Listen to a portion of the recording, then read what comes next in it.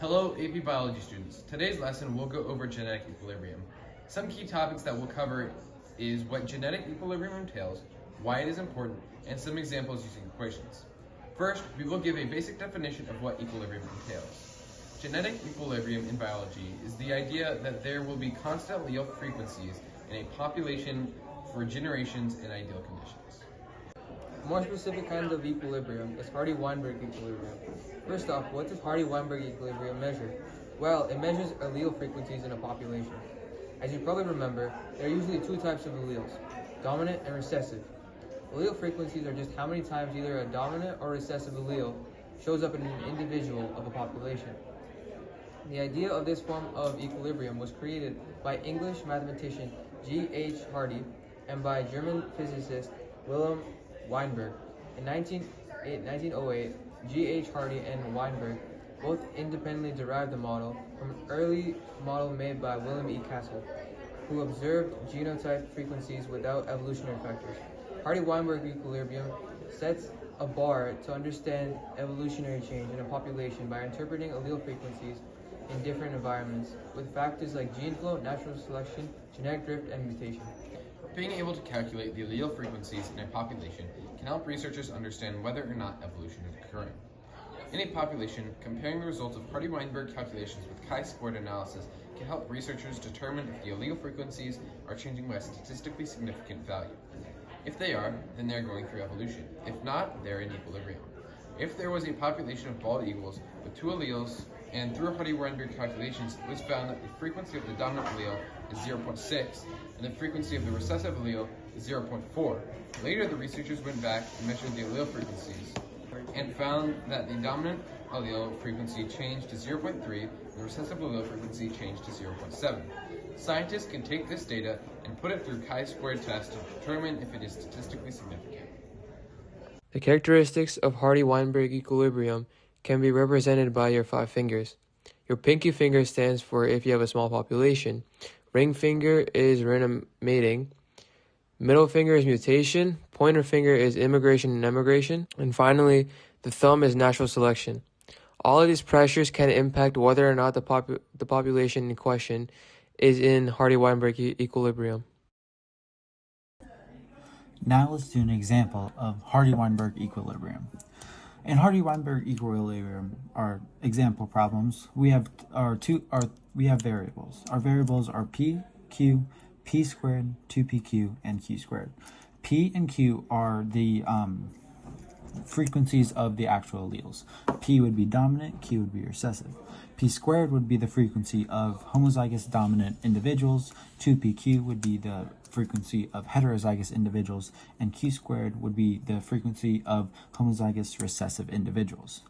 Now, in our example problem, we have a total population of guinea pigs of 75,000. Our dominant allele is going to be our brown fur color, and our recessive is going to be our orange spotted fur color. Let's say there are 4,500 guinea pigs with orange spotted fur. How many are heterozygous for fur color? So the first step I would always do when you do a Hardy-Weinberg equilibrium problem is to draw out your table of P's and Q's. This makes it easier to organize your data and makes it easier to do the problem.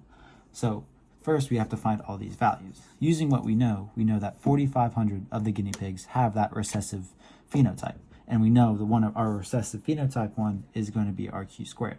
So to find how the frequency of it, we take 4,500 and we would divide it by our 75,000.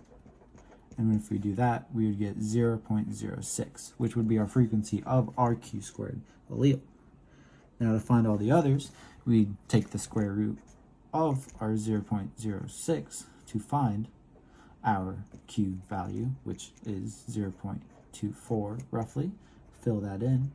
And to find our P value, we take 1 minus our Q to get our P, which would end up being 0.76. And to find our P squared value, square 0.76, get around 0.58.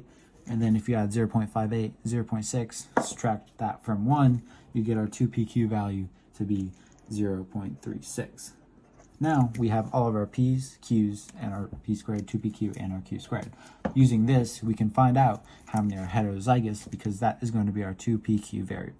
So we know that out of our 75,000 our population, about 36% of them are going to be heterozygous. So we take our 75,000, multiply that by 0.36, and we will get 27,000. So 27,000 heterozygous guinea pigs are in our population. There we go. And that's how you use Hardy-Weinberg to find other variants, other ratios of phenotypes. Now, using this, we can find out if evolution has occurred based using our chi-squared formula. This will help us find if our allele frequency has changed in our population over time. So let's say a couple years later, our researchers come back and find out the population has grown to 115,000 and 87,000 of the guinea pigs are heterozygous, 25,000 are homozygous dominant, and 3,000 are homozygous recessive. And we're trying to figure out if evolution occurred at all. Now, there's another table for chi-squared, and there's our chi-squared table. We have our observed numbers and our expected numbers. Our observed numbers come from what's given to us in our problem. So out of our 115,000, we know 87,000 are heterozygous, 25,000 are homozygous dominant, and 3,000 are homozygous recessive. Now, to set this up, we have three different groups of data. We have our heterozygous, homozygous dominant, and homozygous recessive. So I'm going to go ahead and label that homodom, hetero, and then our homo recessive. Now, our observed for homozygous dominant is going to be 25,000. Our heterozygous observed is going to be 87,000. And our homozygous recessive is going to be our 3,000.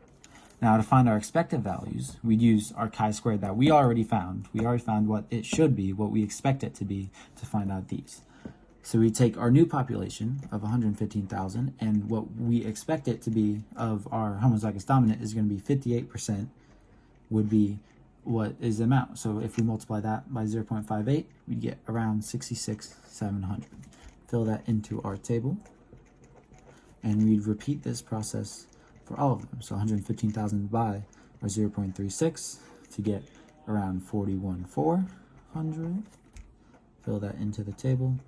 And then again, 115 times our q squared 0.06 to get around 6,900. 6,900. Now, using this table, we can calculate our chi-squared value, which will tell us if evolution has occurred or it's statistically significant from its counterpart. Our formula for that is going to be the sum of the observed minus expected squared over the expected.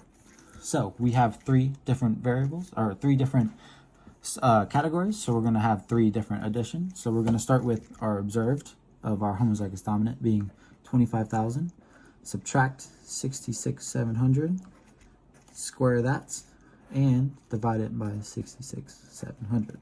Then continue doing that for all of our other ones. So 87,000 minus 41,400, square that, divide by 41,400, and then finally 3,000 minus 6,900, square that over 6,900, and there's our formula. We go through this, find out this is around 26,070, plus this is around 50,226, and then 2,204. Now, we add all this together to get 78,500, and this is our total. This is our chi-squared value. Now, this seems ridiculously large to me, but if you look at our differences in populations, you can tell they have shifted a lot. Now, to determine if this is statistically significant or evolution has occurred, you'd compare it to our degree of freedom value and then to our p-value of 0.5 and find that on our chi-squared table. So our degree of freedom is going to be the amount of categories we have minus 1. So we have 3 categories. Minus 1, you get our degree of free value being 2. And then we use our p-value of 0.05. So if we look at it on the table, that means our p-value, or our value that we're comparing with, is going to be 5.991. And if we look at this, 78,000 is clearly greater than that.